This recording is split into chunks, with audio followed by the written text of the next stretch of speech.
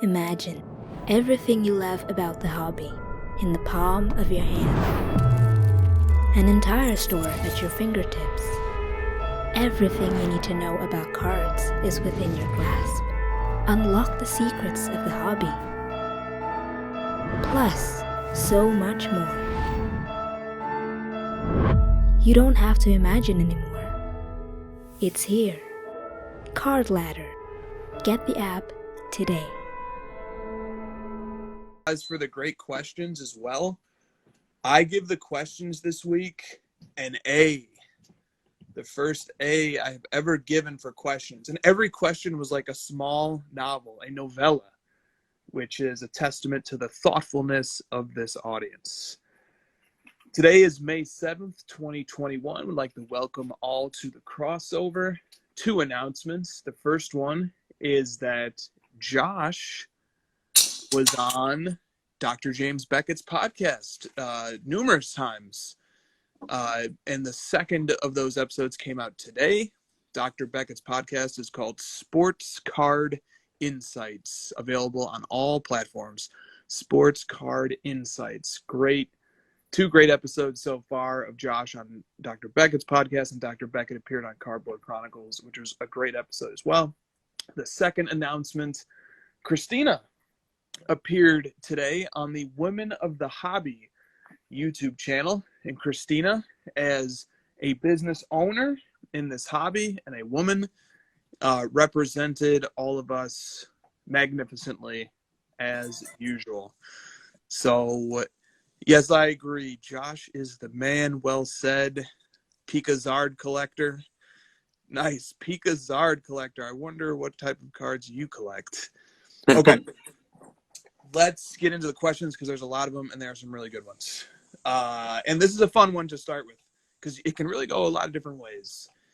At A Wonderful says, are there any playoff pickups that you want to talk about? Playoff pickups. And I will flip this to the chat in addition to us talking about them. And here's the thing. Playoff pickups, it just refers to a time. The playoffs are coming up. What cards are you buying? Does not have to be players who are in the playoffs, although that's obviously the intended part of the question, but you might be picking up something else during the playoffs. So what do you think about the topic, Josh, of playoff pickups? Well, it usually reminds me to pick up players not in the playoffs to piggyback off what you said. I mean, now's the time when the guys that won't be making the playoffs are sort of beginning to be forgotten for a few more months. You know, Zion's kind of the first guy I think of, or, you know, other guys that might get knocked out early, John Morant, even Steph Curry. People might be a little bit nervous about his future with the team, given that it looks a little bleak this year. But, you know, players like that I think would be what I would be thinking of. Or, you know, maybe you just have a guy in the playoffs that you really like watching and you're excited for the upcoming playoffs and you want to buy their cards. I think that's pretty reasonable as well. It is, but just be careful when buying players who have a lot of hype and a lot of anticipation. That's how bubbles burst. That's how bubbles form and then eventually burst in this hobby. Some of the other names mentioned in the chat: Steve Nash, Zion, Westbrook, Shea, Gilgeous-Alexander, Steve Nash again, Keldon Johnson, Dort, and Shea, says Zane. What's up, man? Connor McDavid has 90s. Connor McDavid, excellent. The hockey playoffs, I suppose, are coming up soon. Connor McDavid has 96 points in 52 games. I suppose that's good. I am an ignoramus on hockey. Victor Oladipo, Bol. Good. Bol. Bol. Okay. Next question here. In Cardboard Veritas. Great username. Is the rumored Pawn Stars / Ken Goldin sports card reality TV show simply too good to be true? Over under on the number of times I watch each episode is 9.5, even though I'm a PSA guy. Okay, all right, so let me give a little bit of background on this. This is an article from Bloomberg. Trading Card Mania inspires new reality TV show from the maker of Pawn Stars. The series would profile Ken Goldin and his auction house. And really quick here, Brent Montgomery, the producer behind Pawn Stars and Connor Shell, formerly of ESPN, are teaming up to make a show about Ken Goldin and Goldin Auctions. They've met with several streaming services and networks. Interest in trading cards has skyrocketed. Yes, we know. Goldin has already sold over $150 million worth of merch this year. Goldin is an outsized personality designed for reality TV. Bidding Wars, Pawn Stars, Shell is from 30 for 30, Churnin Group, etc. All right, Josh. So the question is, technically, is this reality show too good to be true? I'm not sure how to answer that question. I'll just kind of address the topic at hand. I mean, congrats to Ken. That's pretty exciting stuff for him and his company, Goldin.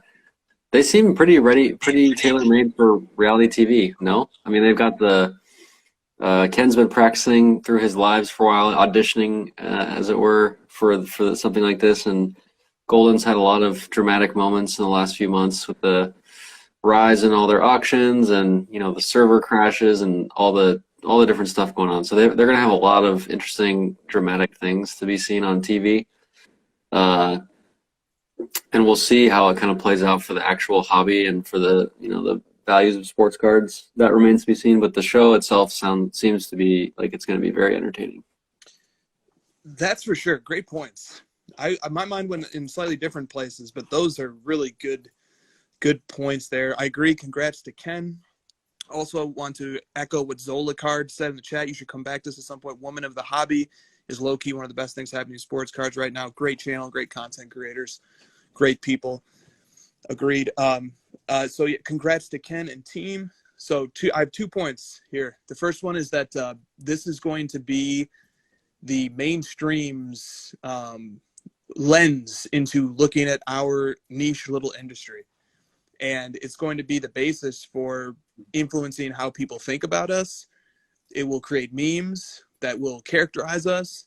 The personalities in the show will come to define us through the point of view of mainstream America and mainstream audiences and pop culture. When sports cards are referenced in pop culture going forward, it will likely involve this show to some capacity. That's just kind of the function of having a mainstream vessel that characterizes and portrays sports cards. So this show actually is really important. It's going to be the mainstream's lens through which they will be able to look at and observe us, the fishbowl of all of us swimming in this tank, this aquarium, this hobby aquarium. And this is the impression and the perspective that people are going to get. So it's very important to our industry that how we're portrayed, how we're represented in this show, it will matter quite a bit. And I hope the showrunners and the creators and the personalities take that duty and that responsibility very seriously, because this can go a number of different ways. And then point number 2, this could very well be the next event that serves as a catalyst for yet another rapid market expansion.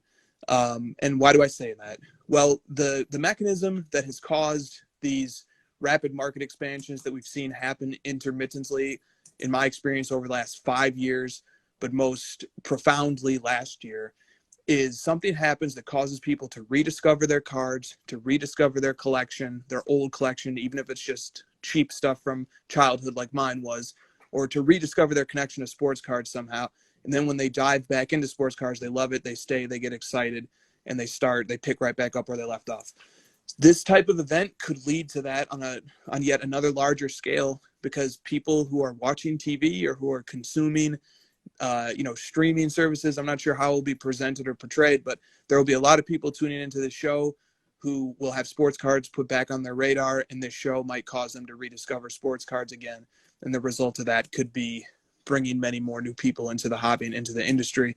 But that goes back to my point number 1. It matters how we're portrayed in this show. So I said some things there. Do you have any thoughts about that?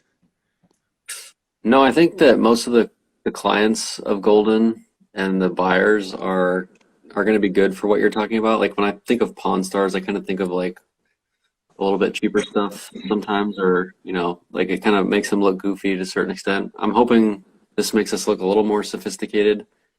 But it is a TV show, so uh, they want to be checking ratings, not going to be looking out for the average collector necessarily. True, true indeed. And there are things that, could draw great ratings. Super high-end deals, the intensity of winning an auction, lots. But also it could be very personality driven and oriented around drama. Maybe we just hope for somehow a mix of both. But Yeah. nonetheless, exciting and exposure potential here is enormous. Most of the painting artwork documentaries or shows I've seen just paint them in a light of being extremely greedy, and the market's for the super hyper elite, and it's these people that you could never reach. And I would assume that the actual art world isn't exactly like that, so it's really hard to have a successful TV show documentary that does portray you in the perfect light. I know that that's something we would hope to see and we're striving for, you and me personally, but we just kind of have to be realistic about it. So definitely. We have a great comment. KPB Card says, episode 4, Ken goes to PSA to get his newly graded PSA 5 Duncan rookie. Good. That segues into the next question. Oh, and Flippity Flip Card says, will crossover watch parties take place for each episode? Bro, I don't know. That's not a bad idea. Okay. Several questions on this topic. Bear with me. Collectibles, cards, Clutter says, can you talk about the reholder/regrade post that Cardport made about the dude who sent a PSA 10 Duncan Chrome rookie for a reholder, only to be told that it had been damaged due to water getting in the case, and PSA regraded it as authentic? Is there a more equitable solution than PSA unilaterally regrading it? Lingua Sports Card says, did I hear this right? If PSA regrades your card to a lower grade, they are no longer going to provide compensation to the submitter, to which Rookie Patch Auto clarifies, this is only if they feel the case seal was damaged or tampered with. In the recent case you're possibly referring to, they determined that the card suffered water damage after it was initially graded. But I, too, am curious about how they deal with cards that have experienced greening or mold. Here is the card porn post in question. This is a Duncan Slabbed Authentic Chrome Rookie. It once was a PSA 10. There it is as authentic again. Here is the invoice, I suppose, of the person's purchase or submission to PSA to get it reholdered. That's right. They didn't want it regraded. They just wanted it reholdered. And it came back as a PSA. It was assessed a 5, and it came back as an authentic.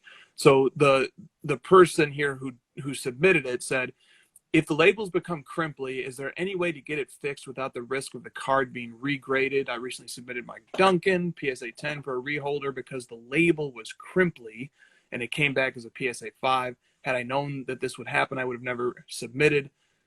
Okay, that's the setup. That's the scenario. Let's get some reactions here. I think one of the PSA employees went in there and said it was just because of the water damage, and the water damage is not covered under their terms for the refund, right, if it gets a lower grade, but there is a lot of things that do cover it. I'm not sure about the greening one, and some of the other ones I have to read through all the rules, but this one was pretty specific that it just wasn't covered. And so, I mean, if you're PSA and someone takes a PSA 10 and puts the card in underwater and it gets completely damaged, PSA has to cover themselves a little bit with some of the verbiage. So I don't necessarily want to just jump down PSA's throat without knowing all the details there, but it seems like they're covered by a couple instances here. Exactly. It's not an unreasonable policy. If a card has been damaged in the holder, it would be unreasonable to expect PSA to reholder it and give it a technical grade that it no longer merits. I just think that's a reasonable policy. We went over this with BGS a few weeks ago as well. How could these companies, in good conscience, reholder cards and give them grades that they know that the card doesn't deserve? It just wouldn't be ethical. It wouldn't be honest. to do that. So these grading companies are in a very difficult position. But what's frustrating here, obviously, is that maybe the card got damaged before the person bought it as a PSA 10, and then their recourse needs to be getting in contact with the original seller, which is going to be very difficult to try and make the case that it had been damaged before. And it's just a very unfortunate situation. Not a terribly much more to say about it, except I do want to point out that this issue certainly does not plague only BGS, and kudos to Card Porn for identifying and putting a spotlight on the fact that PSA as well will regrade a card if it has been damaged in its holder. I bet you if it went from a PSA 8 to a PSA 10, we wouldn't be complaining about it.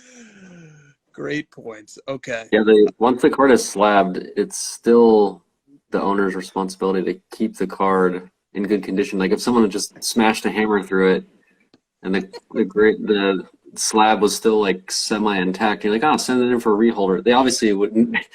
Like they have to draw the line somewhere. I think the policy in place is to cover from damage caused by the slab itself, or if the card was unauthentic and they had slabbed it as authentic.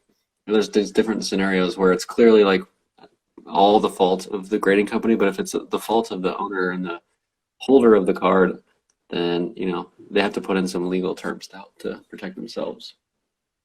Well said. Riley points out, what's up, Riley, that they probably should pick up a phone or send an email before re-slabbing it, though. Yeah, that gets tricky. That really does get tricky because, on the one hand, the owner of the damaged card ought to have the choice of, once PSA has determined that they will not be able to give it the same grade that it had when it arrived at their offices. By the same token, maybe PSA is unable to assess its condition when it's in the holder, and only after it has been cracked out do they discover the flaw. And then secondarily, PSA is really put in an awkward position there, because do they really want to send back out into the public a card that's in one of their slabs that bears the label of a PSA 10 when they know that the card in that slab no longer is of that quality? Yeah, great point. So it's tricky here. Jay Lee says, what's up, Jeremy? Slab slips out of someone's hands, slab cracks, glass of water spills on table, water permeates through the crack. He's really painting a picture here. Water damage to card, owner sells on eBay, new owner submits for reholder. Yep, sounds about right, man. Okay. Sorry, go ahead, bud. No, I was just going to say, that was very specific. He was there, I think. Sounds like he was one of those people. Was this your card, Jeremy? Okay. And Yamwax says, how about reholdering a card that has hulked out? So now this is like certain things in the hobby, there are these really interesting gray areas. So is it the fault of the owner that a card went green? Is it the fault of PSA? In this case, it's probably the fault of neither. So who should bear the burden in that case? Do you have any thoughts on this? I don't want to. I'm not going to guess. I would have to do a lot more research. I'm not going to be the one to put my flag in any of those. That is wise. Okay. Next topic here. MXP Fernandez. When sports cards turn into a crime news topic. So he sent this article over. Police. Man assaulted in Target parking over sports trading cards. Victim drew gun, but no shots were fired. In Brookfield, Wisconsin, the Target on Bluemont Road in Brookfield was locked down Friday morning because of a fight in the parking lot over trading cards. Police said a 35-year-old man was physically assaulted by 4 men ranging in age from 23 to 35. During the assault, the victim, who had a valid concealed carry, went and got his gun, and his attackers fled. All 4 men who ran were located in the surrounding area and were taken into custody. Good. The assaulters were taken into custody. The victim had minor injuries. And then the article talks a little bit about just how sports card values have gone up quite a bit. So do we have any comments here? I actually have the video as well of the guy being attacked here. Let me see if I can find that really quick. Go ahead, buddy. trying to get our video banned? What are you just showing other people's content on our streams? Are you insane? This is actually like a private video here that Xavier sent me. Okay, here it is. All right, here we go. You might not be able to see it. Jeez, man. Oh, I have seen this. I've seen this video. Okay. Do you know that? Like, do you remember when some of this stuff was happening in the shoe flipping world, and like Michael Jordan himself got involved Yes. because it was like, dude, your name is on this, and people are getting injured and killed to wait in line for your shoes, And I don't remember exactly what I think he like donated money to the mom of one of the kids that was killed tragically, and then I think he may have made a push for the shoe companies to do more like online releases, instead of the waiting in line in physical confrontation places. So I don't know. I got a certain point if this stuff starts happening more and more, like Panini's gonna have to get involved and like stop the retail game from Target and Walmart and move to online. But I'm not sure if I have much other comment. Like contact your local authorities if you see something like this. Just want to say, Wisconsin, huh? Who's in Wisconsin? Who's in Wisconsin? Who? Christina with I have no idea what her point was there. If you know, you know. That's all I'm saying. Okay. Was that a Packers slides? I don't know. Bears fans, I suppose. Also, to just furthermore on Josh's points, this is free money. People will do crazy things to fight other people for free money. It's not difficult incentive-wise or emotion-wise when you've got a line of people waiting to get their free money. They will do things to try and get it. I don't know what transpired. I don't know who was at fault. I don't know what the situation was, but it's creating a potentially toxic situation when things are sitting on shelves at a store for $20 to $40 to $50 or whatever these hangers and blasters and megas are going for, and then they can be turned around on eBay or taken and sold to the local car shop for 2, 3, 4, 5 times the value that they were just purchased off the shelf from. I don't even know how things like this happen. It doesn't make any sense. It's inefficient. It's unbelievable. And it just boggles my mind, to be perfectly honest with you. Yeah. All right. Corner taken quickly says, do you think auction houses need to be more transparent about unpaid auctions? For example, some type of official list available to the public as to what did not get paid. One example is the Kobe Nebula 1 of 1 that has appeared twice recently at Goldin. Was this a quick flip? Was it unpaid? PWCC has many examples at each auction, I am sure. What do you think about this? Auction houses increasing the transparency by perhaps supplying a list of items that are unpaid in their auctions. Some kind of like purgatory list, maybe? Yeah, I don't know. That's not a bad idea. No, I think it's a great idea. I would love for that to happen. I know that, I mean, you know more about this than me, but PWCC, if something goes unpaid, they'll take it down from their sold listings. Yes, they will, which is great. There's a time lag though, which makes the information. I mean, there has to be a lag because they have a collections period of 2 weeks or 2 to 3 weeks. But there's a time lag, so it takes 2 to 3 weeks to find out if in fact an item was unpaid. I like Corner Taken Quickly's suggestion here to publish a list. So PWCC's method is by omission. They will remove something from their database if it was unpaid. I like this better. Positive in action here of purposely creating a list and then putting all the unpaid items on here. I think it might scare some businesses and auction houses to say, well, what are we doing? We're advertising our items that didn't sell. Are we advertising our failure here?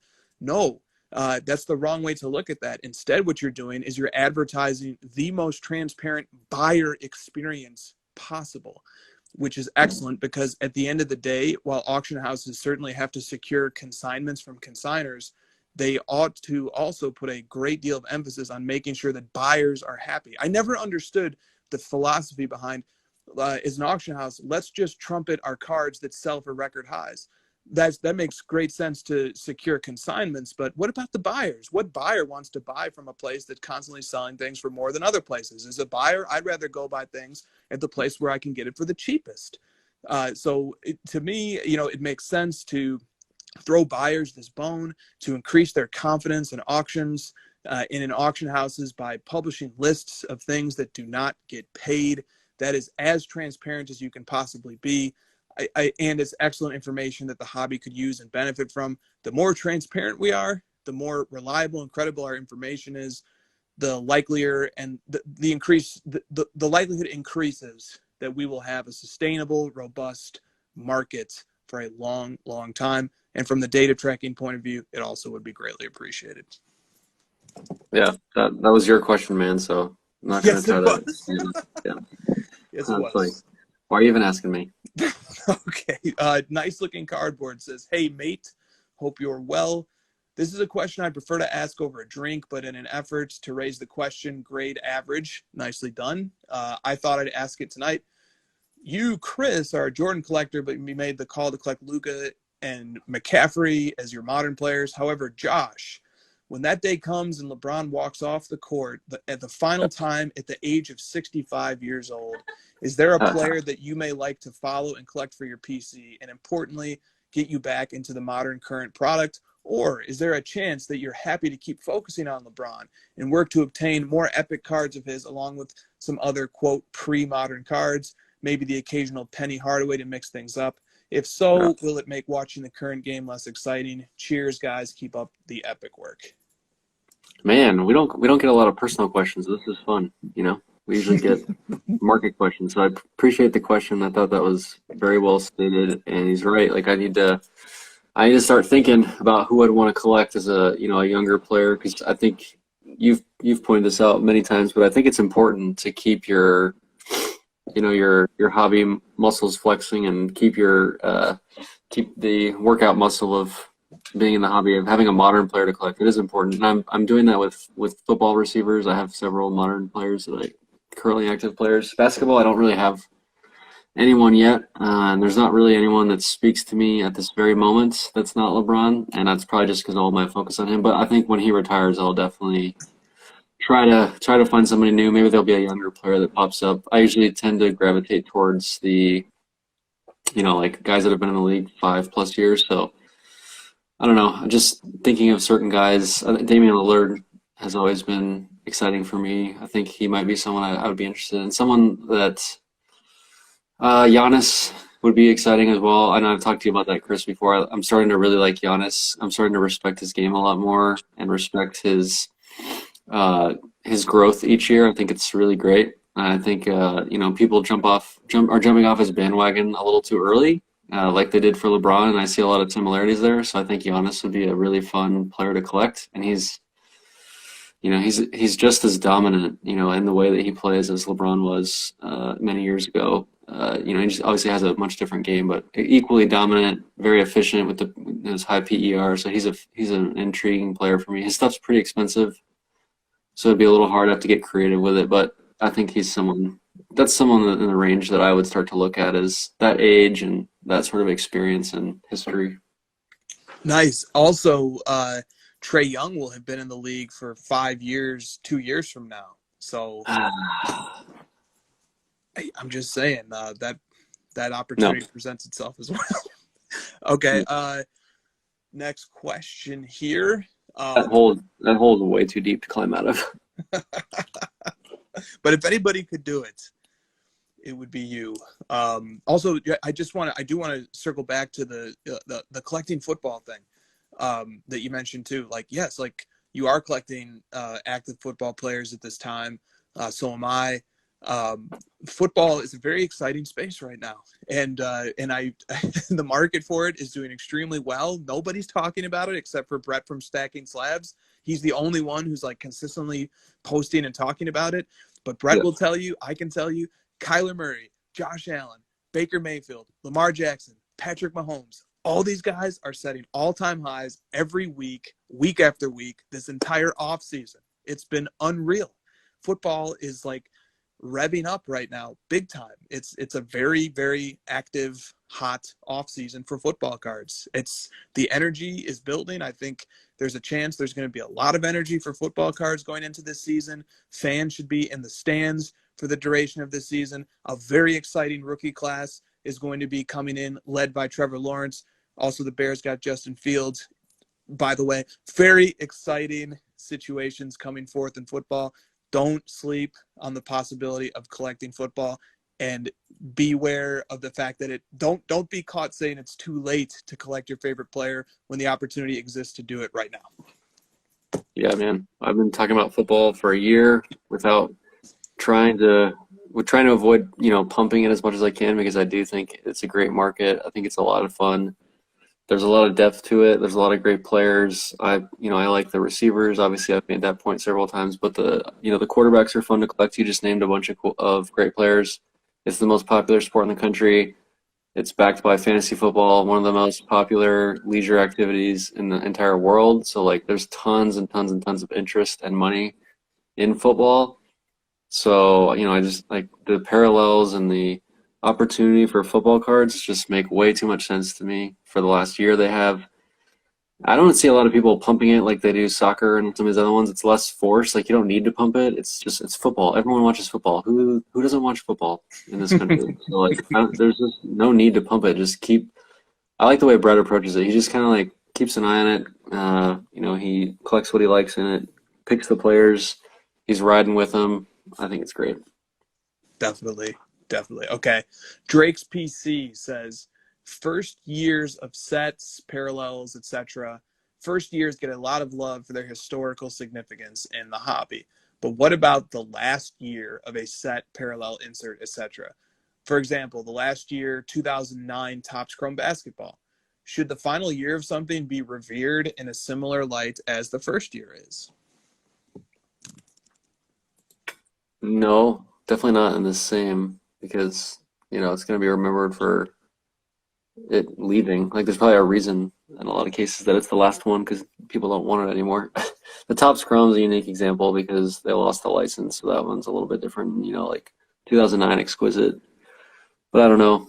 I don't really see that too much, I guess. I mean, it's the same way that people don't really collect the last year of a athlete. Do people collect the Wizards cards of Jordan? Not really. No. I don't know. It's an interesting idea. It's a creative, thoughtful idea. I'm just not sure it would ever play out, just being honest. Yeah. There's something to it. I think one of the reasons why first year or rookie year stuff holds a special value is because it's permanently limited. Manufacturers cannot make more of something beyond its first year. Once the first year is done, the first year is done. Once the rookie year is done, the rookie year is done. There simply is no more opportunity to make more rookie or more first year cards. So it is permanently and forever limited, and scarcity matters in collectibles. Whereas with the last year product, that does exist too. If it is indeed truly the final year of something. So there is something to be said for last year as also being limited. But sometimes products can come back, and something was a last year and then it wasn't anymore. That's a risk that exists. And also, like you said, first just really seemed to matter. I don't know why this instance is coming to my mind, but in the rights to water and land, the first person to them in the law usually gets priority. There's something about first. There's something about being first that matters quite a bit. First person on the moon. I don't know. Lots of different firsts really seem to matter. First year stuff as well. So interesting question, but maybe there's not too much last year magic awaiting. I will point out though that when you find that new area of cards that maybe hasn't been discovered or tapped, maybe not this example specifically, but the feeling that this person's going through where they're finding something unique, they have an idea and they're passionate about it. I'm not going to be the one to deter any of those interesting ideas. So if you see something there, it's fun for you to collect, you want to make something of it, go for it, have fun with it. Definitely. Good point. UD Black Collector says, I watched a bulk 361 card PSA return video that was submitted 10 months ago and returned in the last week. To give a bit of context, this guy has been in the game for a while and is quite experienced with grading and what to look for when submitting. The majority of the cards submitted were 90s cards that he pack pulled himself.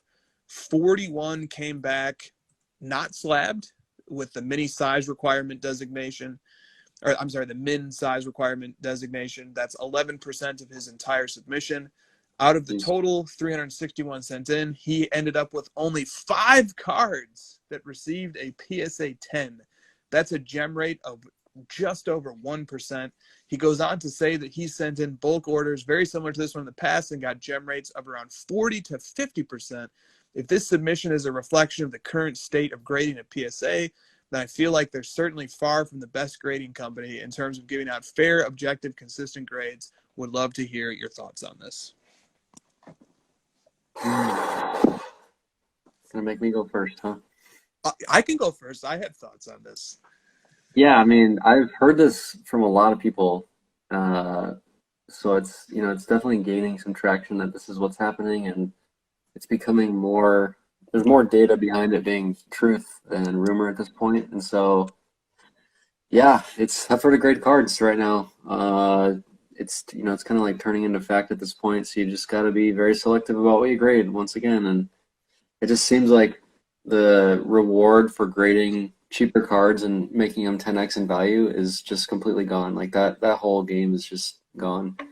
It's really now turning into a system meant for grading rare personal items that you want graded for your collection. And there's still obviously room for money to be made. It's just getting a lot harder. And I don't know, man. I'm trying to be diplomatic here. It's a tough question. It's a really tough question. And the author of the question is concerned, obviously. And I as well, we've documented over the course of the crossover my mountains of cards that all got submitted to PSA over like the months of like November through January. It's over 1,000 cards of my own. So hearing this makes me set the expectation level for what's going to happen to my order. Very low, 1% gems. I would be crushing. I would be devastated. But that seems like it might be something that I have to mentally prepare myself for. And, and honestly, the caliber of cards that I sent in is such that if they don't 10, it really was a waste of money to send them in. So I'm wrestling with that very real and present possibility. To the author of the question's point, there is something a little bit unsettling about the impression that existed when many people submitted to PSA about how strict their grading standards were versus the possibility that those grading standards tightened and became much stricter months after they submitted. So there's a real possibility here of expectations being wrong through no fault of the submitters. But instead, PSA just tightened up while the cards were waiting to be graded. And that could be a very costly thing for a lot of people. It very well could be a very costly thing for me. Now, looking at the bigger picture here, so here's what we've got. PSA seems to be getting stricter with their grading. PSA grading is getting much more expensive by several multiples. There's been a screenshot circulating of a PSA price guide, I guess, or what their grading service is going to cost going forward. Looks like the cheapest submission level is going to be $50 for the economy service level if and when it returns. Then there will be a regular service level of declared value of up to $9.99 for 100. So as you said, gone are the days of being able to grade stuff for $15 and then flip it for 100 or something like that. Those margins are getting eaten into quite a bit. And then the other thing is that PSA now also is implementing technology to reject cards based on their unique fingerprint by imaging them and scanning them. They're going to be able to reject cards that have previously been submitted. And how do you know if you're on eBay buying a raw card that it wasn't already once graded? So PSA has changed in a fundamental way some really important pillars of their business. The strictness of the grading, the cost of grading, and then the likelihood that cards might not even be able to grade at all if they were once previously submitted. PSA has made some very big changes recently, and we are in a whole new frontier of grading now. Party's over. Party is definitely over. Okay. Mostly 90s basketball card says, do you think the increasing number of shows and in-person transactions is having a significant impact on trackable sales? Wow, that's somebody knows me. And then Mike Pinkerton 50 says, card shows seem very hot. Do you think they will push the hobby back up? Well, do we want to say anything about upcoming card shows? Yes. Yes. We will be at Dallas. We will be at Dallas. Hold on. You'll be there like a couple weeks early. We will be in Dallas. Christina, where will we be? Dallas. Come say it to the camera. No, thank you. Oh, I'm working. Oh, she's too busy for us. We're working as well, you know, making content for the people. All We right. will be in Dallas. I had to turn the camera to that one. We will be in Dallas. It will be fun. Yeah, so card shows seem hot. Do you think they will push the hobby back up? So what do you think? Is this going to a show injecting some new energy into our hobby lives? Yeah, definitely. I mean, one of the things that got everyone so fired up about cards back in the 90s was, you know, card shops, being able to see it in person, being able to be in a community in person and, you know, interact with other collectors. It's a huge part of the hobby, as you and I both know very well, is the interaction, and you can't replace in person. You just can't. So you can't replicate it. And so the shows are very important to the future of the hobby, and I think they're exciting. They do have the negative drawback of not being able to track the sales. So I'll leave it to you right there. Yes, Collectibles Cards Clutter says Chili's is the new golf course, and card shows are the new eBay. Yep. Well done, sir. Okay, let me say something here about trackable sales. So, Christina, how much is it costing per capita between you and me? Everything included: cost of travel, cost of lodging, cost of accommodations. How much is it costing for us to go to Dallas show? About $1,000 a person. Is that fair to say? Yeah. Jeez, No. that's really high. Well, Christina got the suite.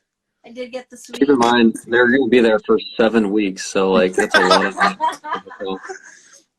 We do get in a day or two early. 2 days early. Don't 2 lie to days. them. We got people to see, Josh. All right. I got friends down there in Dallas. They won't be there yet. It doesn't start.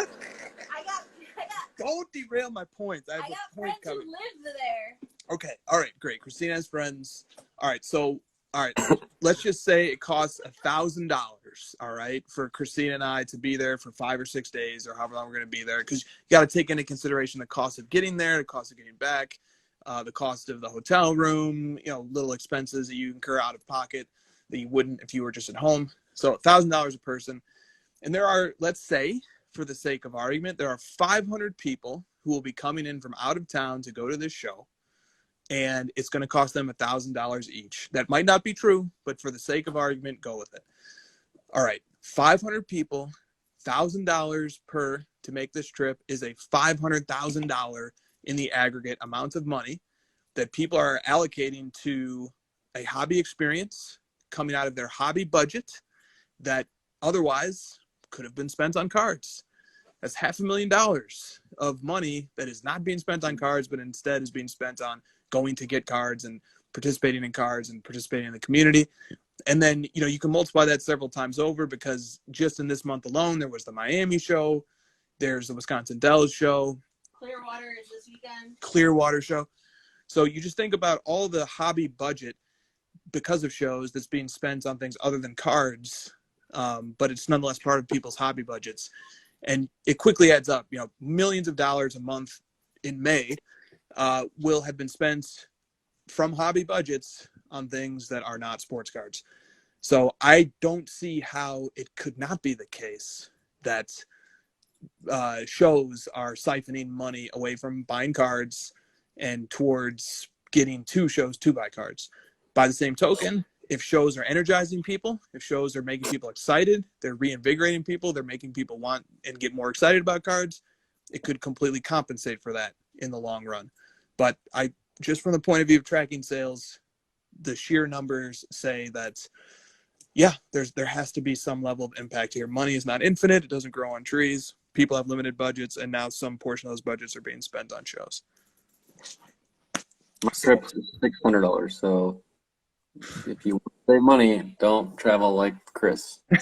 Yeah, right. For the good of the hobby, don't get the suites at the hotel. Yeah, trying to help out your point there.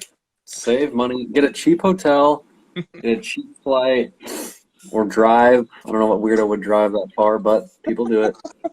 Nah, we need the suite, Josh. You guys are gonna have to leave on like the Sunday before the show to get there Tuesday, 2 days before the show. And then when you leave on Monday, you'll get back. What? You guys are gonna be there for 2 weeks. We're gonna be probably gone for 2 weeks, but No, Yeah. we will not. We're leaving on Tuesday, arriving Tuesday night, and then we were there till Sunday. We're leaving on Sunday and getting back home Sunday night. So we'll be gone for like 5 days.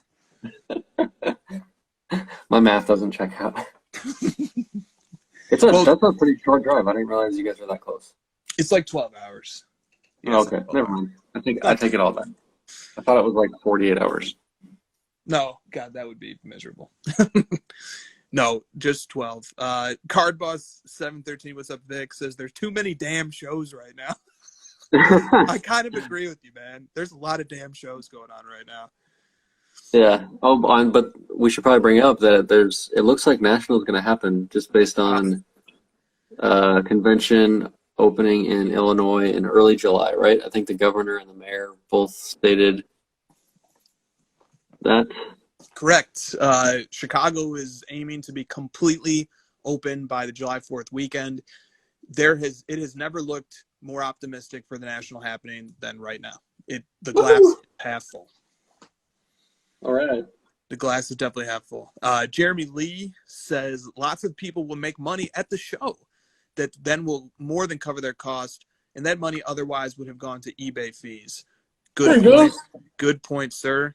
Long Island Sports Card says, I will not even discuss my casino expenses. That's true. That's true as well. Oh, that's the other side of the coin there. Cards and Candy 911 says it's the junk show era. All right. Speaking of the National, in Cardboard Veritas, again, writes, looking forward to you guys' show tonight. Thank you, sir. I am planning to go to the National with my 12-year-old son in July. It will be my first show since getting back into the hobby over the past year, and my first ever anywhere near that magnitude.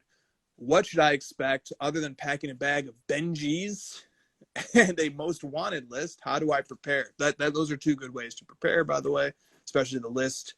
How will prices likely compare to eBay?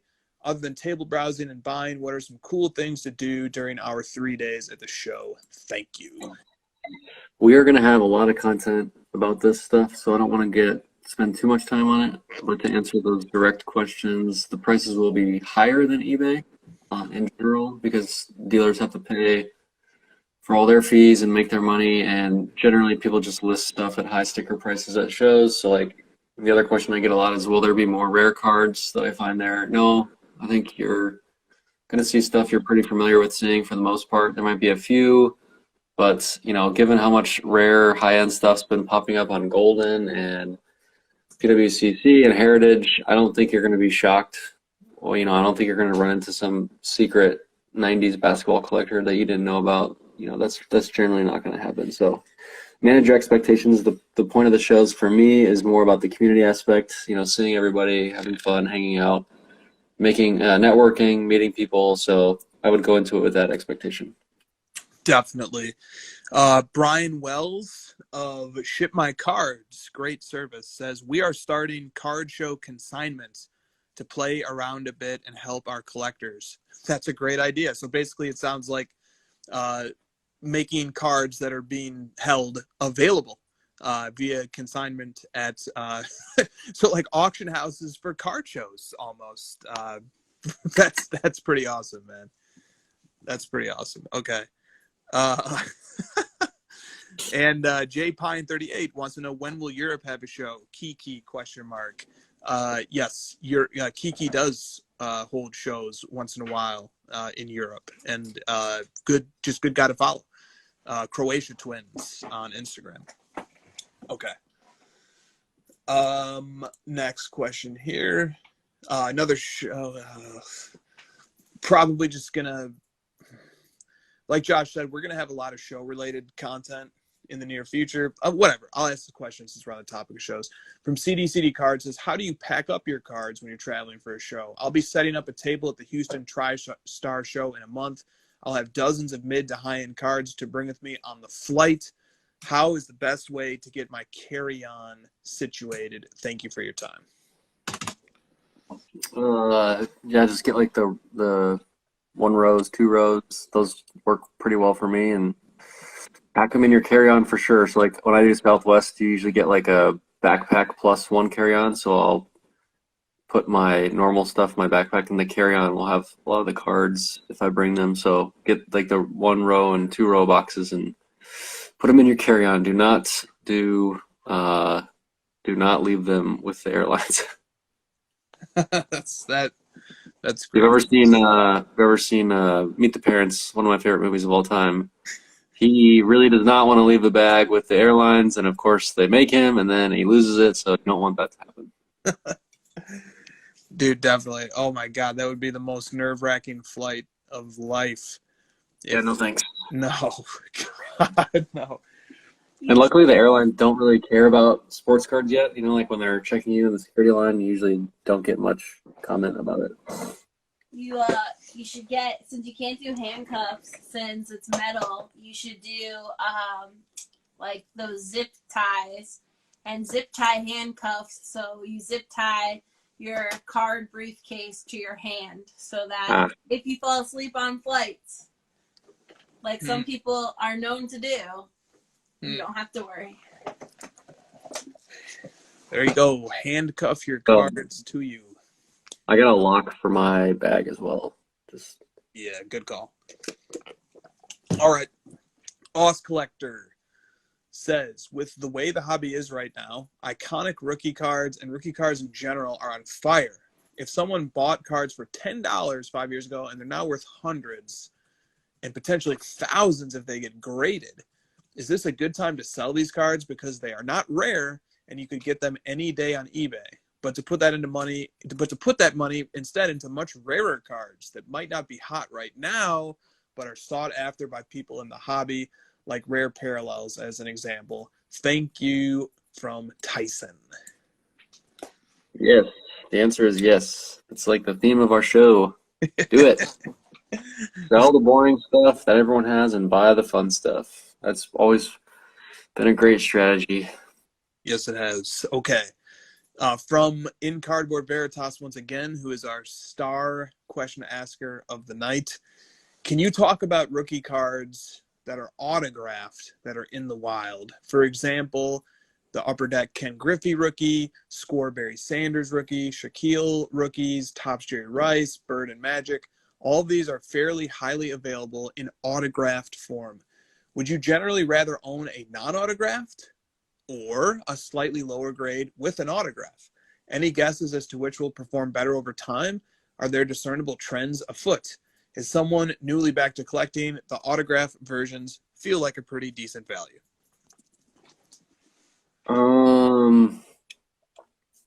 I would rather have the non-autographed because I get asked this question a lot about autographs on like cards that weren't meant to be autographed, thinking that there's some sort of value play there, and in general there's not, because people in the hobby prefer their items to be licensed by the company that created the card, and they like to know that the way that they're getting the card is the way that it was intended to be distributed. So like they would much rather have an autographed card where it was autographed by the athlete, you know, either in the presence of the company that's distributing it and creating it, or certified by them and it says so on the back. Like, that's just a much more preferred method of collecting autographs in the sports card hobby, and it's very important to the collectors, so keep that in mind. I know that people entering the hobby that are a little bit newer may not see that initially, and they just think, okay, well, people like autograph cards. This is a rookie card. It's got an autograph on it. What's the problem? That wasn't the way that it was intended to be collected, so it's usually like a no-no for collectors. So it's a common question. Generally, the answer is no. I know that like the Star 84 Jordan autograph has caught on recently. Some people are buying that card up. Like, so I guess it kind of depends, but in general, I would say stay away. Yep. As sound advice that is true to the history of collecting. All right. Let's throw in one more question before we wrap up hour one. Slim P79 says, hey guys, I hate to do this to you, but I asked a question last week and I might have missed it because I didn't get to see hour one. I'm usually sleeping by midnight, so is there any chance you could satisfy my curiosity and quickly address it again? And the question was, oh God, he didn't. Oh, right. The question was about when and why PSA became the most popular grading company. When and why did PSA become the most popular grading company? Appreciate you guys. So I don't know that much about this topic. I don't know. They graded the Wagner, the Honus Wagner, the most famous card. That was the first card they ever graded in the mid 90s ish, I think. Okay. But they were the first grading company to my knowledge. They have the most history. They grade the most cards. There's a lot of prestige and history to them that's held up over time. And that first Honus Wagner was actually trimmed as well. So they have a little bit of drama to their history with that whole thing. But they have definitely had the most time to build up their history, and which is to me the most important part about grading is how much you've already graded, because it means more to the pop report to say I have a PSA 10 of this card. It's a pop 2 when there's like 100 graded versus the other grading companies where it's like it's a pop 1. I'm the only one that's graded. It just doesn't really differentiate you much anyway. So like that's the main reason for me that why PSA has such a stronghold on it, because they have so many cards graded already. Their pop report is so robust. There's so many collectors that have money invested into PSA, and they want to continue to see PSA do well because of that. So those are the main reasons for me. And them going back to the 90s helps them a lot in this category. Yeah, and I'll just add that they never veered from their specialty. Yes. They focus on grading. Grading is what they do. It's their expertise. It's their brand. It's very clean. It's specific. It's precise. PSA grades cards. That's what PSA does. That's what PSA is known for. That's what PSA specializes in. They don't try to do a million things. They're not trying to be a marketplace. They're not trying to be a vault. PSA grades cards. That's it. Yeah. And they do it very, very well. The other important thing, dude, to point out, I know people really like subgrades and they like 9.5s and they like black labels and pristines. I think that one of the reasons PSA is so successful is they do not have all those things. It's very simple to understand their grading system. It's very, 1 to 10 with some 0.5s as you get below 9 to make it a little more complicated, but it's very simple, very easy to understand. Like people that are buying graded cards, they don't really want to mess with all that stuff. I know that a lot of collectors love subgrades, myself included. I love, the quad 9.5s just as much as anybody. But I think it's important for PSA to remain consistent with the grading system that they have. People want them to add 9.5s. I am strongly opposed to that. They should not mess up their pop reports, and they probably won't do that. So I think that plays a big part as well. Perfect. Good. Okay. That will do it for hour one, guys. We will be back in 120 seconds or less for hour two. It's hour two time.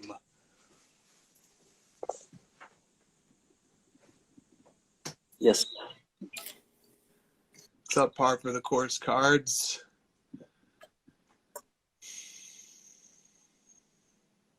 Let the people come in and rejoin us.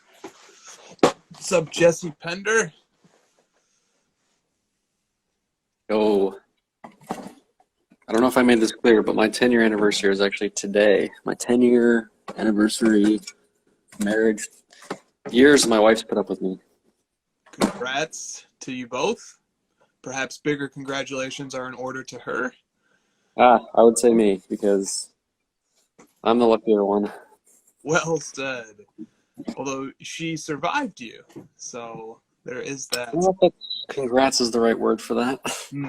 True. Job well done. Yes, there you go. It's probably more of a.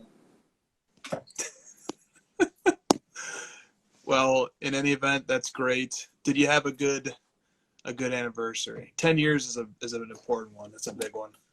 We did. We got a night away from the kids. Went to a super nice restaurant. Got some massages. Very relaxing. And then I was hit with many things to deal with at work. So back to the grind. Back to the grind.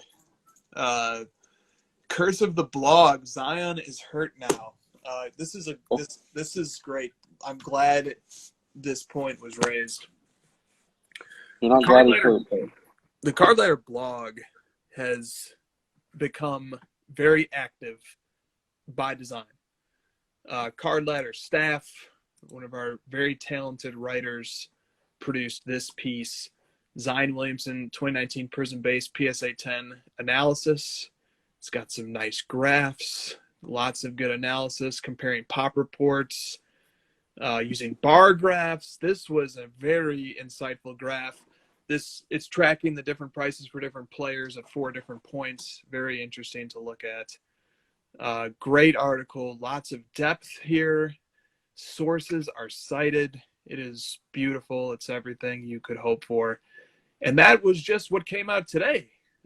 There have been a number of good articles to come out recently here. The unlikely MVP candidate nobody is talking about. Hint, it is Derrick Rose, but the point is somewhat tongue-in-cheek. Read that. NFL draft preview. Just lots of really good content coming out, guys. A breakdown of Tua, a breakdown of Joe Burrow. This Burrow piece was extremely insightful. That's all I'll say. I'm done shilling for the blog, but it has some excellent content. Yes, it does. Okay. Boy, I distracted myself there. Good. Curse of the Zion. Yep. Zion got injured. That's where you were going with that. Yep. That's very good. Is it serious? Zion has a fractured ring finger with an indefinite timetable to return. So he's probably shut down for the year, I would think. Cards and Candy 911 says, can Curry win MVP this year? Not a chance in hell, my friend. No chance. Nope. Too far down the standings. Indeed. Despite having a terrific year. An absolutely terrific year. The betting markets right now are so far strong in favor of Jokic. He's about 10-1 favorite right now to win. So I think the MVP race is over. Vegas doesn't just give away money. Is that correct? Right. That's generally speaking, that's not the business model. They're not Target retail. That's pretty good. No, they are not. Yes. All NBA first team for Curry? Very likely. Okay. What do we want to go with here? Didn't they announce all NBA first team? No, they have not announced that yet, Christina. Nice try. Thanks. No, someone was talking about. No, you were just quizzing us because you actually know that they don't announce first team before the season's even over. So Right, you passed your quiz. Thanks. Sounds like a clickbait article you clicked there. Christina just Make clicked sure you it put- live. Make sure you put 2021 on those articles searches. No, I'm pretty sure I saw like someone was talking about a player being named all NBA first team this year, or maybe it was just a prediction. It was like a tweet or Instagram post or something. That's right. That's my news source, Josh. Very good. Because the internet doesn't lie. All right, Chad would like to talk about MPJ. South Park Card says, how do you think MPJ's market cap will be since he'll never be the best player on his own team? That must hurt him somewhat. What do you think about MPJ? It will definitely hurt him, man. I don't know how many guys I can name that are hobby superstars where they're the second best player on the team. Can you name any other than like the whole Warriors situation or the Nets this year? Oh, Nets is interesting. He's going to have to, but those guys were already superstars, and same for the Warriors. They were superstars on their own, then they came together to build the team. It's going to be harder for MPJ for sure. I will say, though, he might have a shot given his position that he plays, and that Jokic is a center. You know, like centers generally don't have as much hobby love. MPJ is small forward, much more hobby love, so I think there could be a path to success in that regard. It's very true. And, God, I'm not comparing them to Shaq and Kobe by any stretch, but there was an instance of two superstars able to generate two limelights rather than having to share one. Okay, you got to win 3 championships. So yeah, that's not happening in Denver. But MPJ also looks great. He's become much more conservative, not taking as many crazy shots because he's getting a lot more touches now. And the guy looks really good, man. That guy is a big shot maker. Yeah, the examples being posted are like 2 Hall of Famers. So, okay, you're basically counting on Jokic and MPJ to both be Hall of Famers and both win multiple championships. So, yeah, that's very risky to put it that way. Sure, they might both be 3-time champions. I would not bet on that. And also, someone pointed out AD, he was a superstar before he got to LA. Indeed. Okay. What question do I want to go to here? We had so our 2 questions get an F because there were not any. So the class didn't turn in any homework. They get a 0. How about this one? From Go 34. Aren't the cards that are dipping in price mainly the high population cards that everyone said would dip? No, there's lots of rare stuff. You saw the cards on Heritage. We probably should have went through Heritage a little bit tonight, but you might want to jump through some of those. A lot of this pretty rare stuff on Heritage, I thought, took a dip. I mean, look at it this way, though. The supply across all these auction houses has gone up so much on the common stuff, the rare stuff, everything, that like the market just can't sustain 2xing these cards over and over. Eventually, it's going to reach its peak, and people are selling the Nebula 3 times and stuff like that. That stuff's just going to eventually dip, no matter if it's rare or common. And also, you know, if you see like 4 gold prism Kobe's or LeBron's, it doesn't mean that because each of those on their own is rare, doesn't mean that the market can sustain 4 of them coming to market all at once. Like the people who collect those may not need all 4, you know, they may only need one of them, and then are you going to find buyers for some of the other ones? And you're going to need you just need more and more buyers to hold up some of this stuff, and it's just not feasible in a lot of cases. So it just doesn't, at a certain point, even the rare thing is going to break down. Spot on. Okay. Let's talk a little bit of Heritage. The highest selling item from their auction that ended last night was the T206 Honus Wagner PSA 1.5. It sold for $2.28 million, folks. The 2000 Contenders Championship ticket, Tom Brady out of 100, BGS 85 Auto 10, sold for $1.59 million. One sold not long ago for about 1.76. That was like 7 copies ago. Like this is all those have sold in the last 3 months. Yeah. This 1952 Topps Jackie Robinson PSA 9 sold for $960,000. That's roughly on par with its all-time high. A Mantle SGC9 from 1951 Bowman sold for $690,000. A 51 Bowman PSA 8 sold for $528,000. A 1986 Fleer number 57 Michael Jordan PSA 10 sold for $336,000. Wow.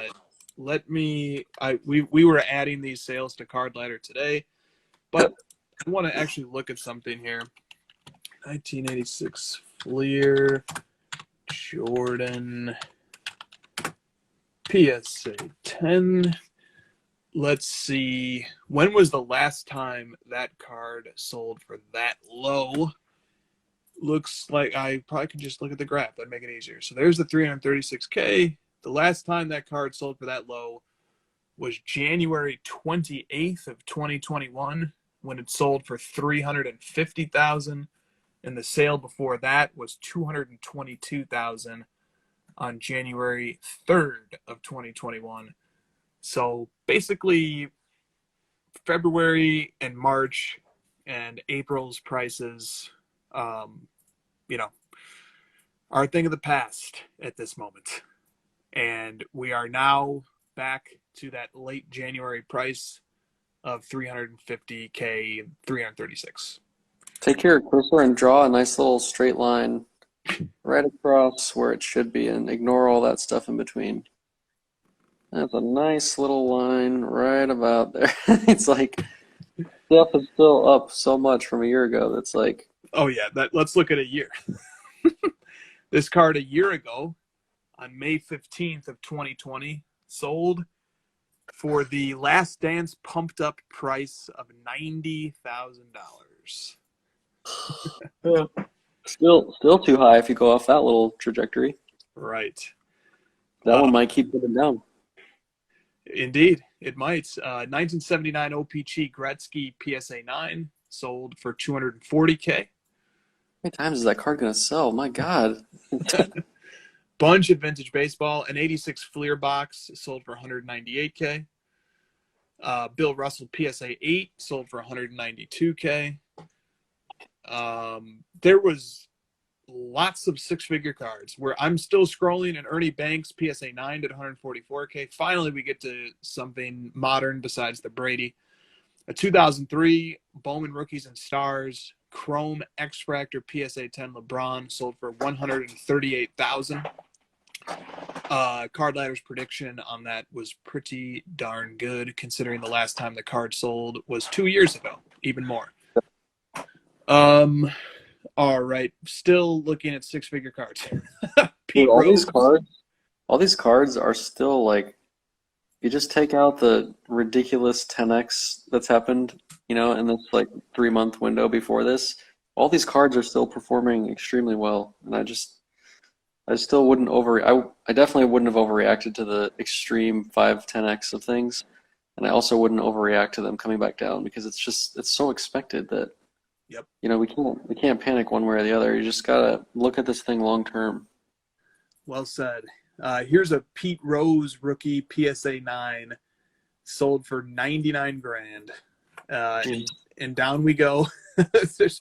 Okay. Oh, this was an interesting sale for us.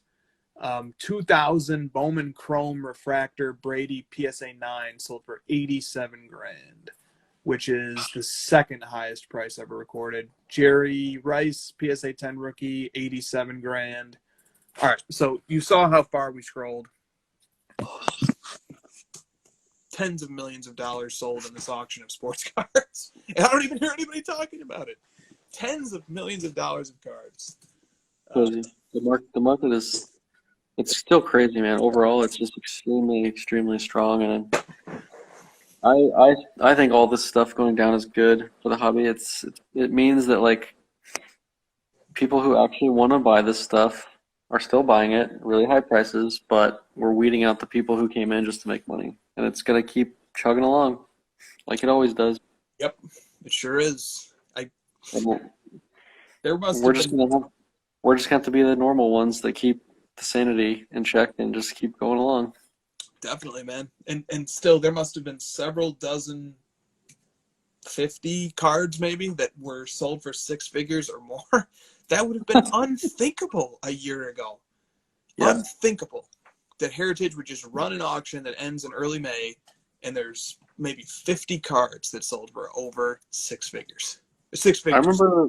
remember like a year ago, 2 years ago, when we would watch Goldin PWCC auctions and just be like, oh my God, can you believe that card sold for $10,000? And now you're like, 10 grand, God, what is that? A piece of junk. What kind of card is that?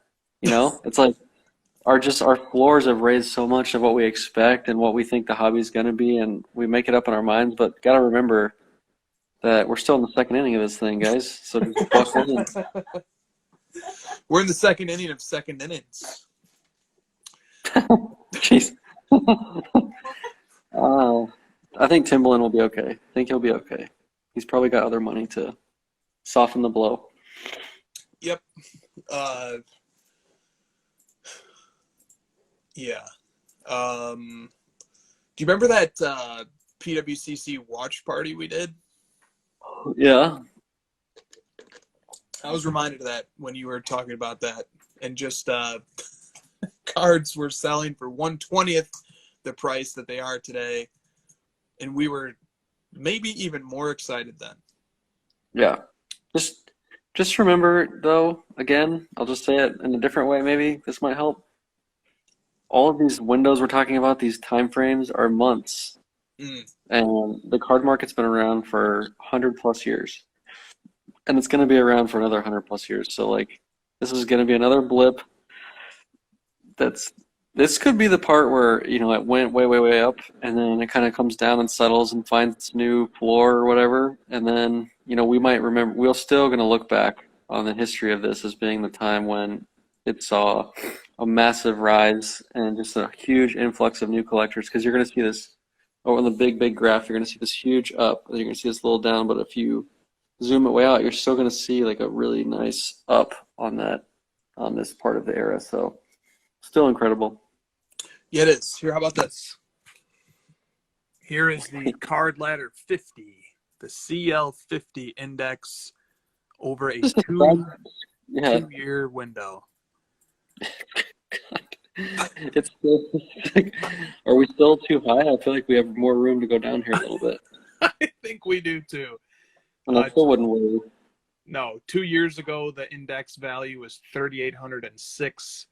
Today it's 23,991. So it's roughly 6x'd over the last 2 years. And these aren't like made up numbers of cards we picked to make the card market look better. We picked like the most normal cards you'd definitely expect to see in there. And, you know, the market has just absolutely exploded over the last couple of years. So don't get too worried about this stuff, you know, just keep buying what you like. And if this is a dip for you, buy the dip and outsmart everybody. Just keep going, you know? Also think about big trends.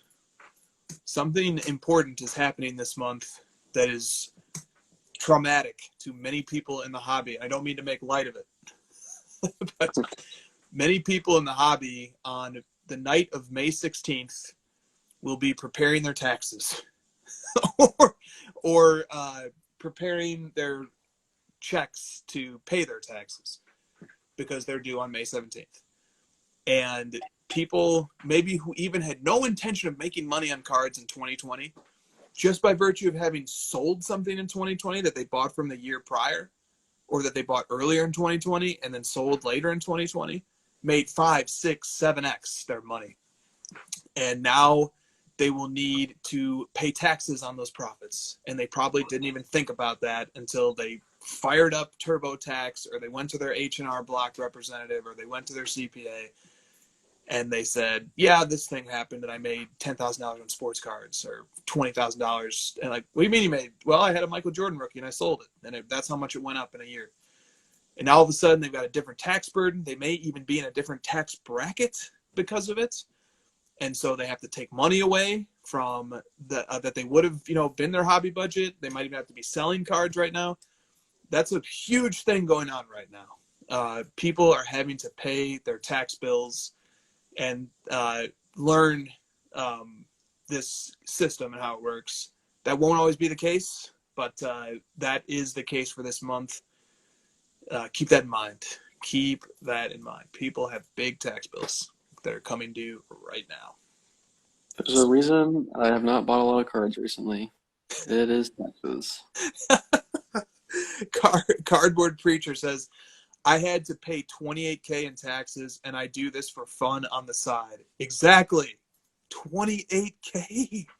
Look, no matter how well people have done in cards, you don't just produce $28K from nowhere that you just have to throw at your tax bill. So the May is going to be a very weird, anomalous month, as it was the previous month for the people who are not procrastinators, getting their tax bills ready. So yeah. It's important. Please get a good accountant. I'm begging you all. I ponied up this year to pay a legit law firm accountant combo team thing. Yeah, you know what I'm talking about. I don't know what you'd call that. But they charged me a lot of money to prepare my taxes, but they did an extremely thorough job. They advised me on all the tax laws around collectibles and cards, and I know way too much about it that I never wanted to know, but it's extremely helpful. Please get an accountant, someone you trust, someone also local. I think that's important. I've said that many times in the show. Their offices are like 10 minutes from my house. I was able to communicate with them frequently. So just find yourself a good accountant. It makes you sleep much better at night. 100%. Rip the Nick said he sent some Joe Biden. He sent Joe Biden Zion mosaics. So he's good. Joe's probably like, fuck, this stuff keeps going down, bro. You sent me this. How am I supposed to pay off the debt with this stuff? Taxes? We talking about taxes?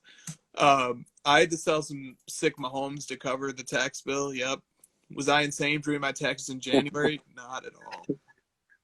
Why pay for an account when I can get free tax advice on Blowout? I really hope you're joking, because that is a joke. That's great. Especially when every other comment on those threads, whenever I haven't been on Blowout in a year, but I used to see those threads and every other comment would be like, you're good, you're not good, oh, you're fine, you're screwed. It was like, yeah, well, okay, there's no consensus here. Right. And also, people, no matter what your tax situation is, do not panic, okay?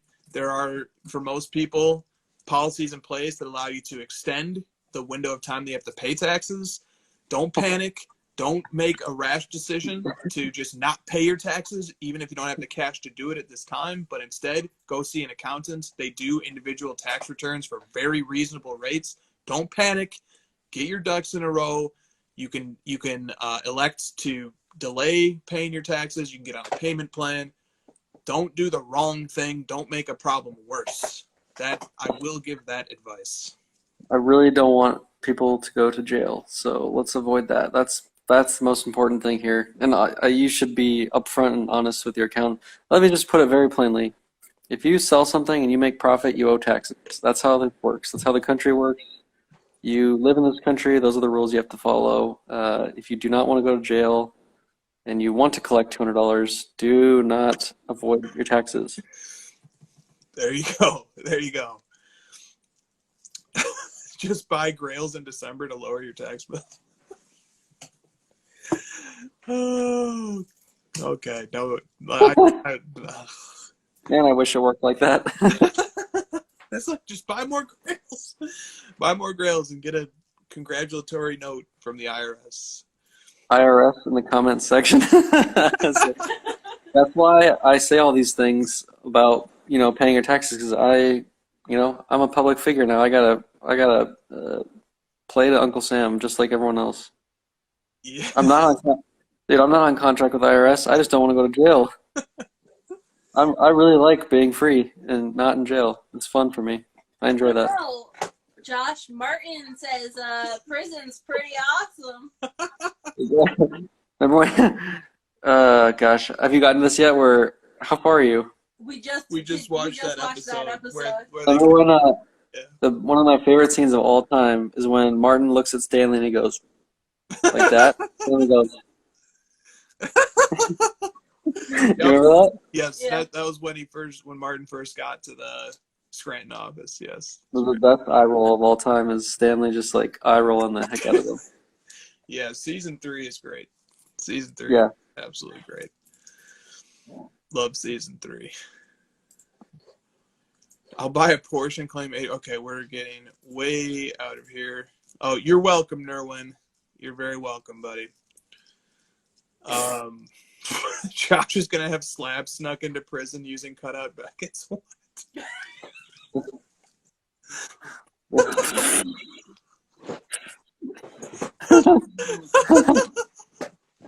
Have you seen Shawshank Redemption? Yes, I have. I'll be chipping away at the wall with my slabs, you know? Hopefully, when I reholder them when I get out of prison, they won't lower my grade. That's right. It says PSA 10 here, even though this piece of plastic was used to tunnel through a wall. I expect you to up my grade. Slabs So instead of soap. God, dude. Okay, all right. This is going in a Mike. direction. Prison Mike. The Dementors, they're everywhere.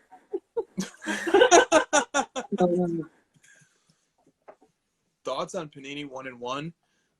People absolutely love the timeless moments cards, and the boxes retail at like the hobby boxes came out at $400 a pop. They're like $1,000 now. It's one of the very few instances where a product comes out and then just goes up and up and up. People seem to like Panini 1 and 1 a lot.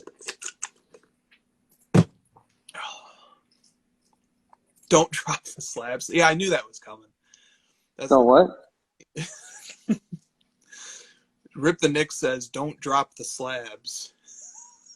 Drop the soap. Don't drop the soap. He's like, Ryan, you would be the belle of the ball. Yeah. Yep. That was What a great episode that was. Yep, that was a great episode. God, I'm trying to think of some moments that I really enjoyed from season 3 so far. You liked when Phyllis and Karen went for their makeovers. I liked that. I did like that. Yeah. That was funny. I think with Andy, when Jim puts Andy's calculator in yellow, he like kicks the trash can. He's like, I'm gonna lose my freaking mind. Well, we just watched when Jim put his cell phone in the ceiling. Tweet. And he's like, Jim's like jamming out to it. He's like, large tuna fish. Have you seen my cellular device? Yeah, and Andy punches a hole in the wall when he can't. I heard that like that Andy's character, they were gonna write him out of the show because of like they were gonna write him out after season 3 because he was supposed to just be in the merger like everybody else, but they said he was just like so funny on set and everyone loved him and he was just like this huge character. You know, he was becoming a bigger actor outside of the show and they had to keep him. Like he was just too good. He's great. He's absolutely great. Love his character. Dwight takes a nice character arc in season 3, which I enjoyed quite a bit. Dwight is now welcomed back into the office. Like that. Yeah, it's good. Season 3 is very good. Oz Collector says, if I was in jail and I couldn't watch this show, Crossover or The Office, my life would be miserable. Just don't go to prison, man. There's never a better public service announcement than paying your taxes than the fact that you wouldn't be able to watch the Crossover. That's weird, but yep. Okay.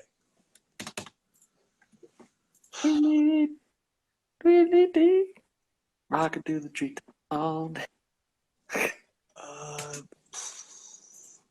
Jesse Pender says, some NBA players are creating marijuana brands. Does this help or hurt their card prices? Man, I'm not sure that affects it at all. I don't even know that. Like, are we talking about anyone specific? I'm interested. I didn't know that either, actually. NBA like marijuana. Like dispensaries or like paraphernalia? I don't know anything about that world, but Yeah. Paul Pierce, apparently. There you go. Al Harrington writes. Oh, so I guess maybe this question is like, hey, these guys are getting some new publicity because it looks to be retired players. Sean Kemp, Paul Pierce, Gary Payton. Kemp Hemp. Kemp Hemp. Wow. Sean Hemp. First year Kobe Galactic. I haven't seen one since I gave one to Grant Slayton. Yeah.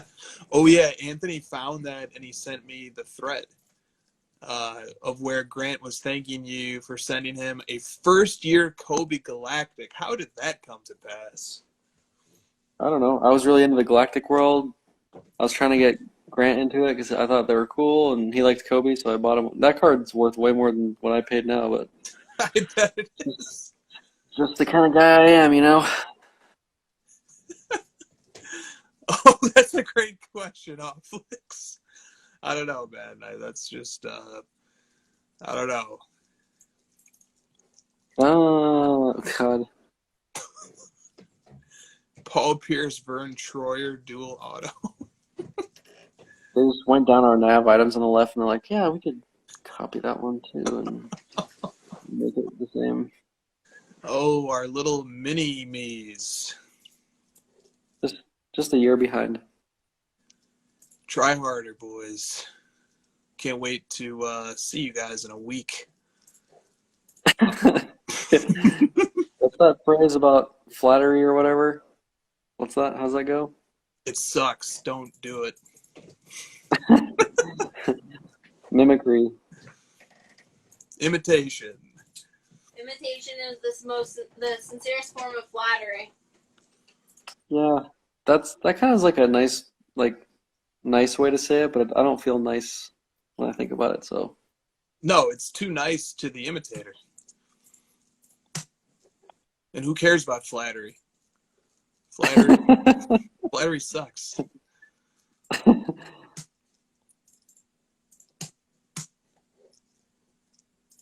Oh, yeah, Matt. We need a hint. You're not going to find too many situations like that anymore, Matt, on print. Still have a buttload of those. Still have a bunch of those. Okay. We just have more questions, but they just... F. An F is not good, man. I'm sorry, for hour one questions I thought were an A. They got all the hot topics of the hobby. Target fight, Goldin reality show, and PSA stuff.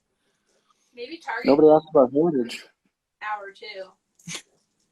Target fight, no. Can we do an hour 3 of KD slander? Who said that? South Park. So,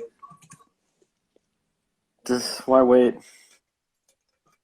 Do you guys Why think wait? that as more high-end / short printed cards go away into collections long term, it hurts the short term of the hobby as most flippers are getting wise to high pop base? I mean, that's definitely not happening. That stuff is selling like crazy right now. There's tons of it. All the collectors who were into those cards you're describing for nothing are looking to cash out right now. Yes, they are, and they keep coming. They just keep coming. Well said, Yes. Junk Wax Poetic. Really earning the poetic part of your name there. It's yours.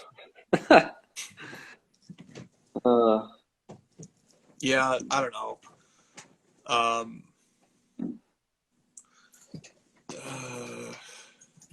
Zola Card says, Women of the Hobby. Christine, do you want to talk briefly about your appearance on Women of the Hobby? They do clubhouse rooms sometimes that are great. Yes. Where can we watch your interview? On YouTube. On YouTube. At Women of the Hobby. Okay. Give them a follow. Follow them on Instagram as well. Definitely subscribe. They're doing a contest right now for 1 year free of Card Ladder Pro. Whoa. Free. So definitely go check out at Women of the Hobby. And even whether you're a member or not, you are eligible to win 1 year free of Card Ladder Pro. Excellent. There you go. Shout out to Sam and Hannah. They're awesome. And great things happening over on that channel. And everyone should definitely check it out. Yes, they should. How many years have we given away now? We need to pay the bills here a little bit. We're giving away like prison sentences style years here. That's like our 4th or 5th one, right? Yeah, I think there's 7 total, right? There's There's 7 outstanding total. Better get back to work. Side note, if somebody named Doug messages you on Instagram from a big hobby account, delete it. Ignore it and send it to me because I am getting a kick out of all these. Report it. If you see something, say something. Yeah, report it. Harassment. So Zola Card says it's interesting culturally. It's talking about women of the hobby and also the potential for growing the number of participants and consumers. Make the market bigger and change culture. I love it. Good work. Shout out to them. Totally agree. And also just don't want to get on a soapbox here, but women in the hobby face a lot of unfair stereotypes when they're at shows and in events that, people assume that they're not the collector, but sometimes they are. And, be wary of the collector that might be before you, women or female or male. Delete Doug. Exactly.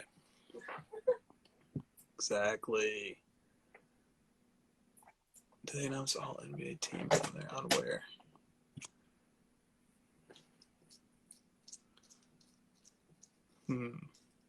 LeBron cards drop of Lakers missing the playoffs. I think it works the other way recently. When somebody's not playing, their cards go up. Please don't make me talk about that. Just move on. And I can't. Yeah, I don't know the pains. I don't know those pains. I haven't collected Jordan. I never seriously collected Jordan when he was active. I don't even want to think about what that must have been like. Because the standard's so high for LeBron. It's like win championship 4-0 where it's a disaster. Yeah, I'm definitely worried. They fucking suck. Move on. They fucking are terrible right now. I'm not a good loser, Chris, so this is how it is. You're fucking real nasty. Yeah, it's understandable. It's annoying. Come on, chat, feed me something here. Or we can go to the questions. Like here's a question from JGP45. What would an economic boom mean for the hobby? Aren't we in one? No, okay, so I don't think we are in an economic boom right now. But I think certain classes of things are booming right now. Bitcoin is booming. The hobby's booming. Real estate's booming. But, these states and cities are rushing to reopen their economies now, but for good reason, Yeah, we're in an inflationary period for sure. Also, I just got notified that I was getting another stimulus payment.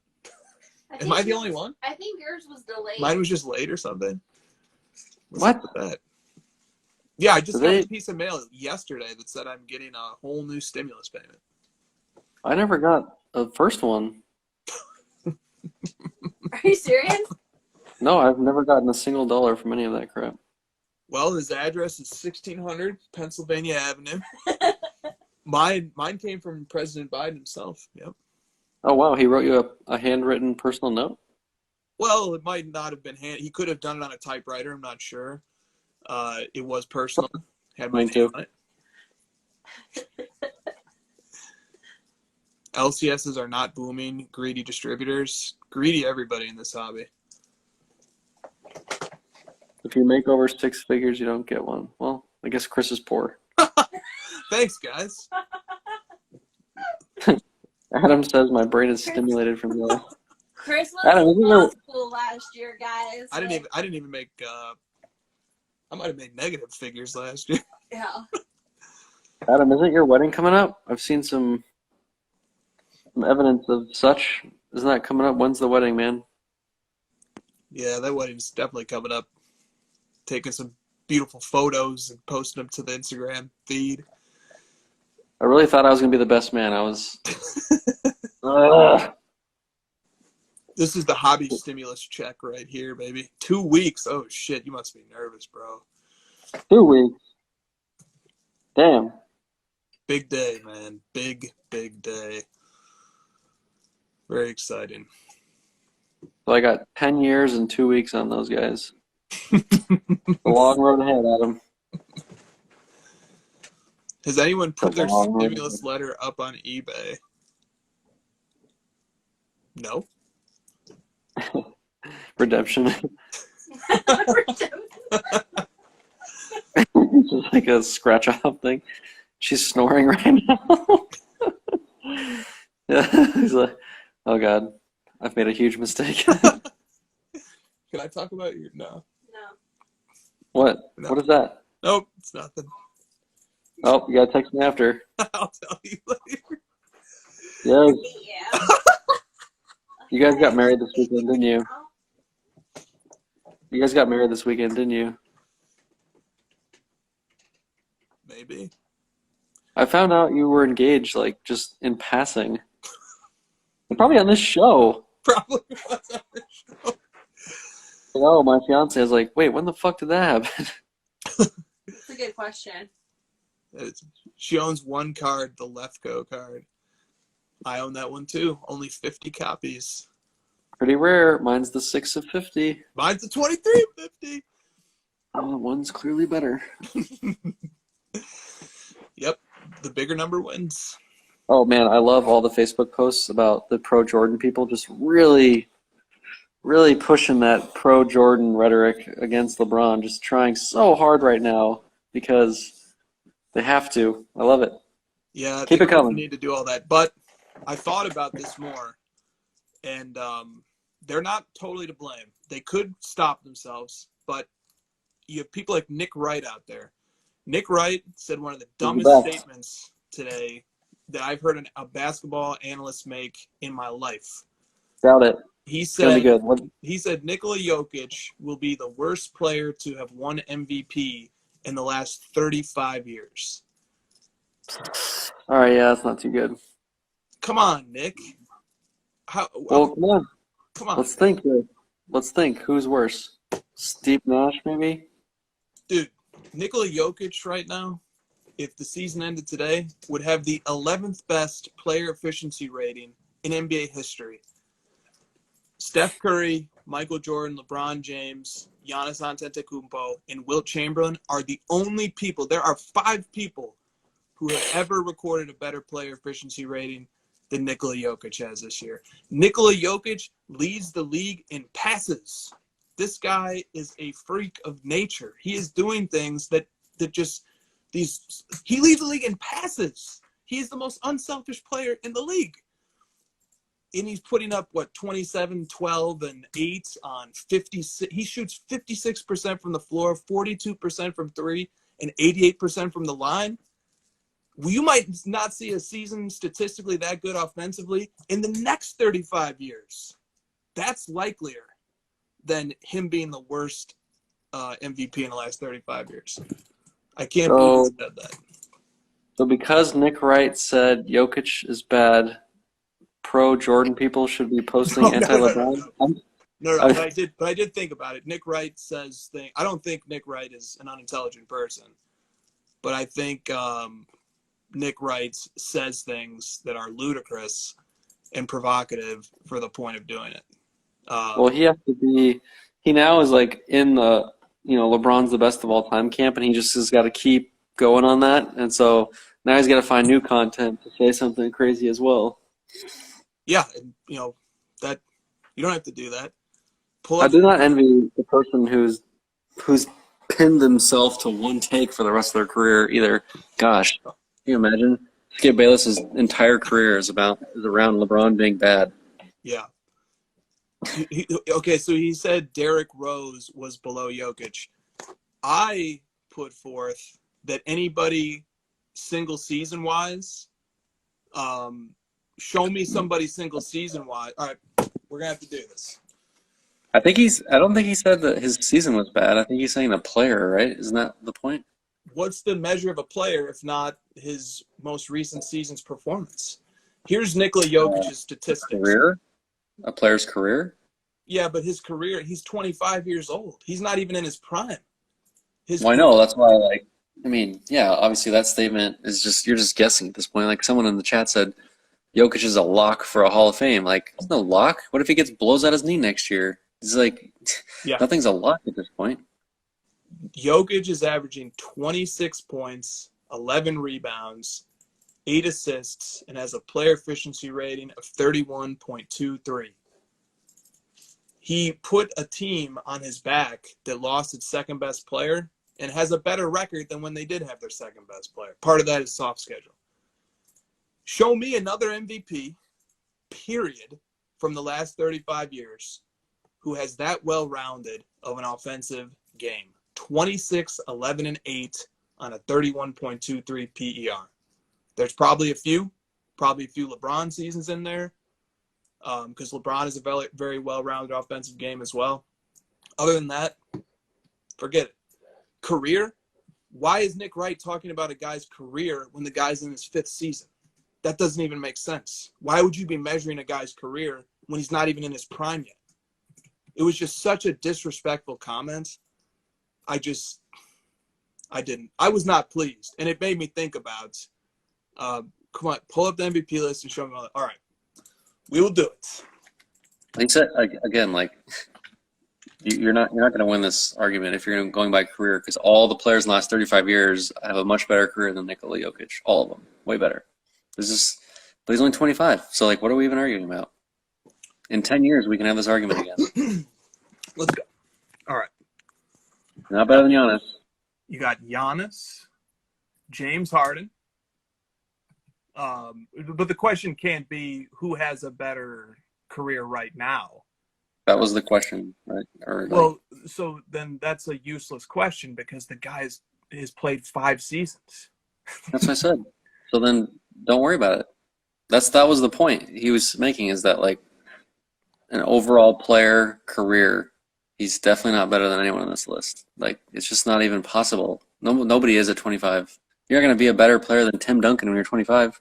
No, definitely not. But do I think he could realistically end with a better career than James Harden, than Russell Westbrook, than Derrick Rose, than Dirk, than Steve Nash, than Kevin Garnett, than Allen Iverson, than Karl Malone? Yes. Yes, he could. This guy could end with a Larry Bird style career. And that's his comp is somebody like a Larry Bird. Nikola Jokic shoots 42% from 3 and he is a center. His splits are 56, 42, 87. Name me another player on this list besides Steph Curry who will do something like that. Maybe Harden. Okay, this guy, his offensive efficiency is off the damn charts. Why disrespect the man like that? It's unreal. And he's been disrespected this whole season, too. Which, anyway, the point I was making on that is Nick Wright says incendiary things. Can you really put all the blame on the Jordan guys who go on Facebook and post their stupid memes when they're being triggered by Nick Wright all day? True. I can't. I do put some fault on them because you don't need to engage with Nick Wright like I just did. Chris has a Joker boner. Yes, I do, sir. Yes, I do. But, the guy's having an incredible season. And he just take away his second best player, and he's still playing very well. However, I look forward to hopefully playing the Nuggets in the first round. So that kind of also says what I think about his team as a whole.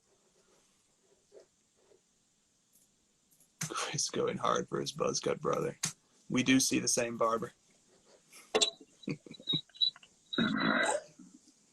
Me and Jokic? I didn't realize.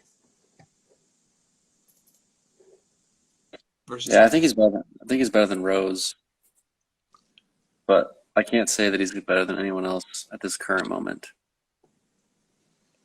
Yeah, I mean, what's the measure of better, right? Like, I don't know. Like, I make a list of the best players of all time, and I would put all of these guys above him. what's the argument for Russell Westbrook over Nikola Jokic? He's just been doing it longer. But like projecting into the future, like if Jokic, rattles off 5 more seasons of 26, 11, and 8 on a 31 PER, he'll be top 20 all time. Westbrook only won that MVP because he got the triple-double thing. You got to remember that, too. Yeah, I mean, so if somebody's saying like Jokic's production this year isn't, yeah, okay, great. Look at Jokic's trajectory. Whose career will he surpass? If this guy averages 26, 11, and 8 on a 31 PER for the next 5 years, which seems very sustainable for him, that would be, I don't know, NBA historically, that would be, tell me who else on that list has done that besides LeBron. So Giannis is up there, but not at the same. Giannis is efficient, but in other ways. The guy's a force, a freak of nature. But I don't know, like Josh said, Jokic could get an injury tomorrow. Knock on wood that he doesn't. Jokic is built for longevity, or will his body deteriorate? Yeah, it could go either way there. It could definitely go either way. I don't know. His game isn't very violent, so I don't know that he's in that much risk, but he is big. Bigger guys have more injury risk. Yeah. I think it'll be fine. His style is very low risk, in my opinion. Now he's more of a passer, facilitator. He's not really banging down low too much. He's more of a finesse post player. I don't know. I think he'll be okay. Yeah, he's the point center. He's thrown more passes than anybody in the league, and the distance between him and fifth place, between him and second place, is bigger than the distance between any other 2 positions. The guy is just an absolute facilitator. It's just he's the consummate team player. He's a terrific guy to watch play. But if you want to start talking career, I think rings matter. He has 0 of those. I think consistency matters. He's, last year he was very good. This year he's superlative, but will he be able to produce this next year, the year after, the year after? I don't know. Maybe he will, maybe he won't. But, okay, so if we're projecting based on his trajectory, if he continues to play at this level for half a decade, I would love to know what other player can match that level of production at that level of efficiency. 26, 11, and 8, 31.23 PER. How many Prism 10 Jokic's do I own? None. I own none. I'm buying a bunch on eBay right now. People are going to watch them. Dummy. I can't wait for another Lillard playoff meltdown, but Paul George gets farther, then gets shit on. South goes hard for Paul George. I love it. Jeez, I must have forgotten when Lillard knocked Paul George out of the playoffs. That did happen. George needs Kawhi to carry him. Forgot. Undervalued. Lefko, do you want to come on and debate this, buddy? No, I'm about to go. Yeah, we got to end hour 2. Let's Besides, say I don't want to yell that. I don't want to get slaughtered by Adam Lefko on an Instagram live at 1 a.m. Playoff P. Okay. Any last thoughts or last remarks here as we wrap up yet another edition of the crossover. We under-promise and over-deliver. We are consistent. We keep the content coming for the people, and we appreciate the people's support. Any last remarks? By the way, Jokic has not missed a game this year either.